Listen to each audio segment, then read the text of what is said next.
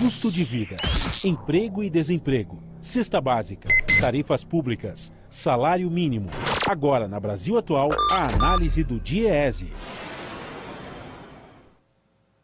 No Jornal Brasil Atual, a participação de Fausto Augusto Júnior, diretor técnico do DIEESE. Bom dia, Fausto. Bom dia, Rafael. Bom dia a todos. Fausto, o Senado aprovou o projeto de lei que determina a autonomia para o Banco Central. Do ponto de vista dos trabalhadores, o que esse projeto significa, que agora segue para a Câmara dos Deputados? Rafael, esse é um debate já bastante antigo dentro do Congresso Nacional e no próprio Brasil com relação ao papel que o Banco Central tem. O papel do Banco Central, de certo modo, ele está vinculado ao controle monetário e às ferramentas da política monetária do país. E o que isso significa? De alguma forma, o Banco Central persegue uma meta de inflação, mas ele poderia e deveria definir, inclusive, mecanismos que ativam a economia, que possibilita que a economia deslanche, que você lide, de certo modo, com a questão da expansão monetária, com a questão ali da possibilidade de você mexer com a taxa de juros e, a partir disso, ativar, por exemplo, a questão do emprego. No Brasil, historicamente, principalmente a partir dos anos 90, o Banco Central vem se dedicando exclusivamente à questão da taxa de inflação.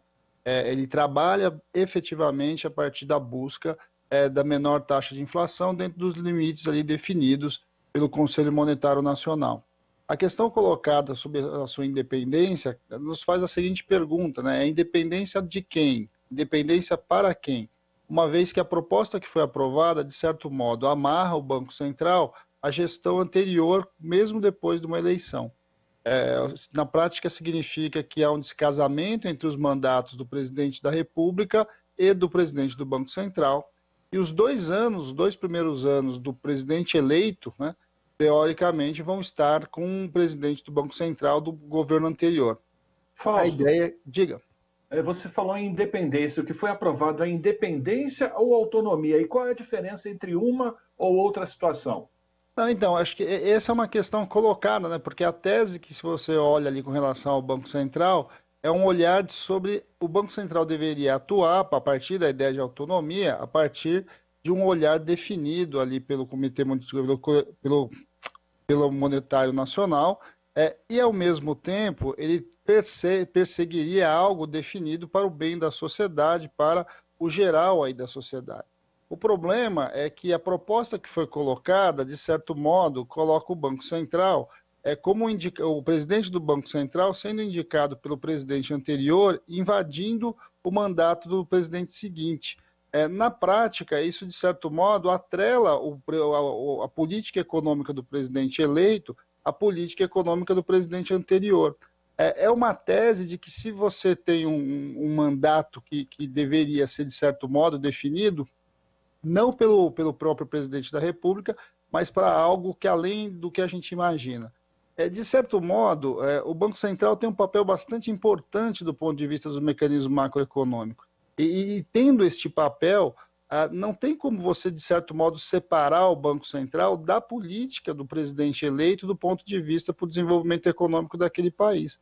Há uma tese que, de certo modo, o que a gente está dizendo é que o Banco Central ele passa a ter uma certa autonomia em relação ao governo eleito, essa é a ideia, mas, ao mesmo tempo, ele está vinculado ao sistema financeiro. Quer dizer, quando a gente pergunta, afinal de contas, o Banco Central, ele é autônomo, o Banco Central, ele é independente de quem? Na verdade, o que a gente está verificando é que este movimento é um movimento muito mais do Banco Central estar a serviço dos interesses do mercado financeiro do que de um projeto do país que foi definido e discutido com a população num processo democrático eleitoral. Quando a gente olha com a forma como o Banco Central opera, a gente percebe que, de certo modo, a sua política tem que estar vinculada a para onde o caminho que foi definido para o país.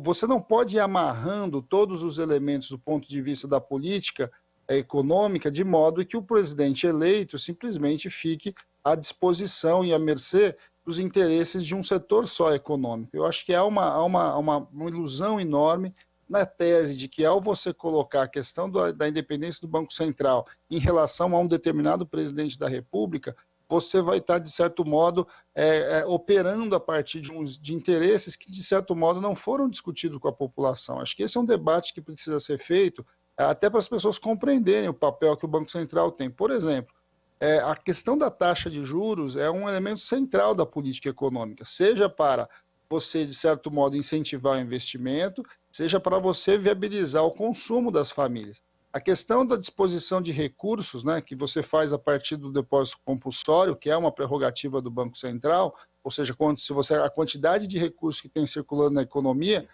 não é simplesmente uma conta de chegada, né, ou simplesmente um indicador ali basicamente técnico, é também uma opção política. E, de certo modo, a proposta que coloca tem dois grandes problemas. O primeiro problema é que esta independência, né, como a gente tem dito, ela é bastante relativa, porque, de certo modo, o Banco Central o presidente do Banco Central vai ter sido indicado pelo presidente anterior.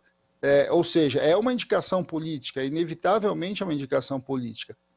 Na outra ponta, esse movimento vai simplesmente trava a possibilidade de você fazer uma reversão de política, em especial quando o presidente da República, então eleito, tem uma outra visão. A proposta eleita do ponto de vista das urnas tem uma outra direção em relação à presidência anterior. Agora começa uma nova batalha na Câmara dos Deputados. Vamos aguardar, então, a decisão da Câmara para depois, caso aprovada essa autonomia e independência do Banco Central, segue para a sanção do presidente da República. Fausto, obrigado aqui pela sua participação no Jornal Brasil Atual. Um abraço, bom final de semana, a gente volta a se encontrar. Um abraço, bom dia a todos, Rafael. Até a próxima. Bom dia, até. Conversamos com Fausto Augusto Júnior, diretor técnico do DIEESE, o Departamento Intersindical de Estatística e Estudos Socioeconômicos, aqui no Jornal Brasil Atual.